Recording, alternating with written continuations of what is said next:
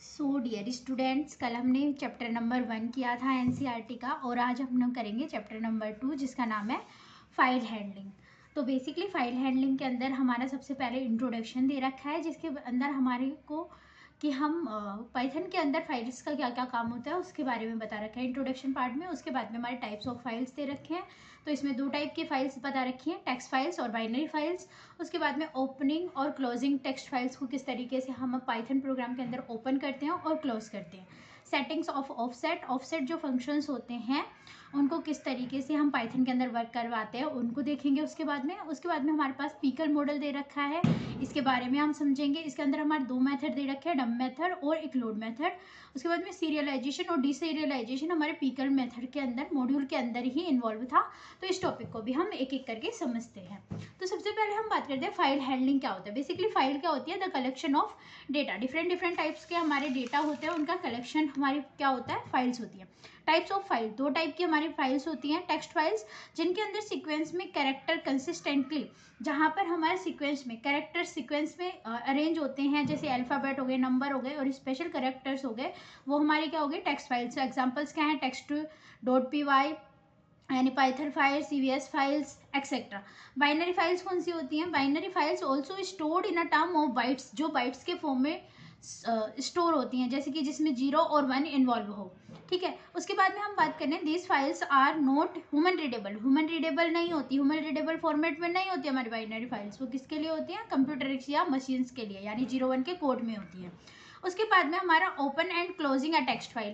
अब जब हम फाइल हैंडलिंग करते हैं तो हम किसी भी फाइल को हमारे पाइथन प्रोग्राम के अंदर ओपन करेंगे, उस पर डिफरेंट टाइप के मोड्स या फिर टास्क परफॉर्म करते हैं, जैसे कि रीड होना, read in binary format, read और राइट दोनों एक साथ। और अगर हमें राइट करना है तो हम डब्ल्यू का यूज़ करते हैं, RB राइट करना बाइनरी फॉर्मेट में। उसके बाद में हमारा आता है अपेंड फंक्शन में क्या करते हैं, अगर हमारी फाइल क्रिएटेड नहीं है तो वो न्यू फाइल क्रिएट करके उसके ऊपर जो भी ऑपरेशन परफॉर्म करने हैं वो तुम कर सकते हो।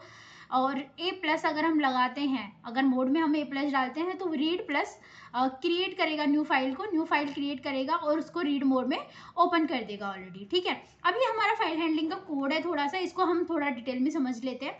सबसे पहले हमने फाइल नाम का एक वेरिएबल बनाया है, जिसके अंदर हम जो भी हमारा ओपन कर रहे हैं, ये जो टेक्स्ट फाइल है ये कहीं पे स्टोर्ड है, हमारी एक टेक्स्ट फाइल, उसके अंदर हमारा डेटा स्टोर है, उसको हम रीड फॉर्मेट में ओपन कर रहे हैं, यानी हम कंटेंट को रीड करेंगे। तो रीड करने के हमारे पास में तीन ऑप्शन होते हैं। रीड, जैसे कि हम एक एक करके कैरेक्टर वाइज रीड करते हैं। रीड लाइन, एक पर्टिकुलर लाइन को रीड करना। रीड लाइंस भी एक हमारे पास में होता है, जिसमें हम पर्टिकुलर जितनी भी लाइंस होती है उनको लाइन बाय लाइन रीड करते हैं। प्रिंट कंटेंट, ये जो भी हमारा टेक्स्ट फाइल का जो कंटेंट इसके अंदर आके स्टोर हुआ था उसको अब हम क्या कर रहे हैं, प्रिंट करवा रहे हैं। फाइनली हम इसको क्या करेंगे, क्लोज करेंगे। अब दूसरा मेथड होता है हमारा, जब फाइल हैंडलिंग को हम मैनेज करते हैं तो विथ कीवर्ड के साथ में करते हैं। तो विथ कीवर्ड क्या सपोर्ट करता है, क्योंकि इसके अंदर हमें क्या होता है, जो ओपनिंग और क्लोजिंग जो हमें डिफरेंट करनी पड़ रही है नॉर्मल फंक्शनलिटी में, वो हमारी एक साथ ही हो जाएंगी, यानी ऑटोमेटिकली क्लोज हो जाएगा हमारा जब भी हम विथ के साथ में यूज़ करेंगे। तो यहाँ पे देखो, हमने इस फाइल को रीड फॉर्मेट में ओपन किया, कंटेंट को रीड किया और यहाँ पे हमने उसे प्रिंट करवा लिया। अब यहाँ पे हमने क्लोज वाला फॉर्मेट है वो प्रिंट नहीं करवाया, क्यों, क्योंकि ऑटोमेटिकली ही विथ ने क्लोज कर दिया।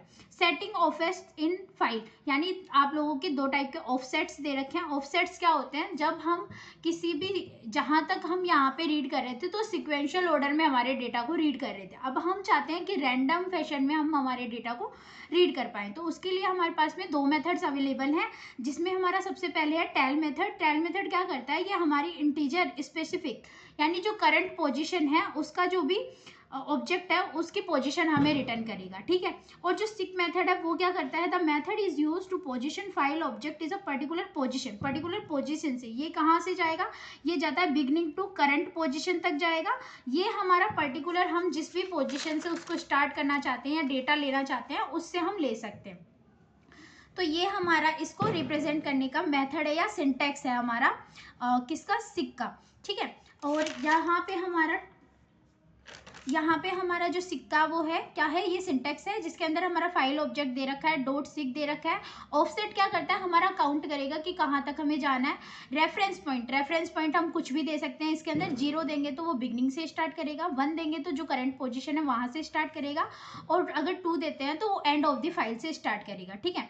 For file handling import the IO model. सबसे इम्पोर्टेंट नोट है ये कि अगर हमें हमारी फाइल हैंडलिंग को अप्लाई करना है पाइथन प्रोग्राम के अंदर, तो सबसे पहले हमें IO मॉड्यूल को इंपोर्ट करना पड़ेगा हमारी पाइथन फाइल्स के अंदर। अब हम पिकल मॉडल की बात कर लेते हैं। इसके अंदर डिफरेंट टाइप का डेटा होता है जिसको हम रीड करने के लिए या फिर उसको हम चेंज करने के लिए यूज़ करते हैं। बेसिकली क्या है, जैसे कि हम किसी भी पोजिशन को गेम में होल्ड करना चाहते हैं तो वो उसके लिए हम पिकल मॉड्यूल का यूज़ करेंगे। तो इसके अंदर बहुत टाइप का डेटा इंक्लूड होता है, जैसे लिस्ट हो गई, टिपल हो गया, डिक टाइप का भी हो सकता है।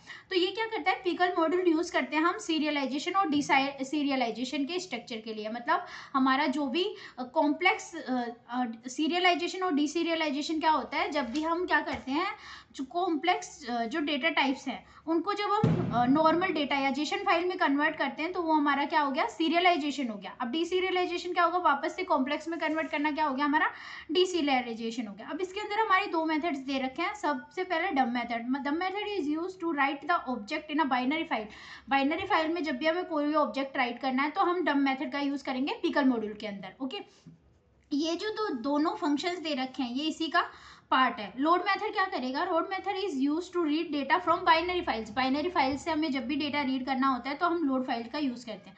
अब हमने कंसेप्ट पढ़ा था serialization. Serialization is the process transforming data object memory to stream of bytes called byte stream. मतलब बाइट स्ट्रीम में जब भी हमारा मेमोरी में हम डेटा ट्रांसफर करेंगे तो हम किसकी बात करते हैं, फाइल हैंडलिंग की। अब कल हम बात करेंगे चैप्टर नंबर 3 जो हमारा DSA का पार्ट है, यानी डेटा स्ट्रक्चर एंड एल्गोरिथम का, स्टैक का। अभी तक हमारे 2 वीडियोस आ चुके हैं जिसके अंदर हमने, इससे पहले हमारा सबसे पहले आया था इंट्रोडक्शन पार्ट, उसके बाद में हमारा आया है फर्स्ट चैप्टर यानी कि आप लोगों का एक्सेप्शन हैंडलिंग। उसके बाद में मैं 3rd वीडियो आज अपलोड करने वाली हूँ, उसका नाम है फाइल हैंडलिंग। तो इस चैनल को लाइक करें, सब्सक्राइब करें, और कोई भी डाउट्स हो तो आप कमेंट कर सकते हैं, और अगर आपको कोड से रिलेटेड कोई इशू आ रहा है तो आप कमेंट करके पूछ सकते हैं।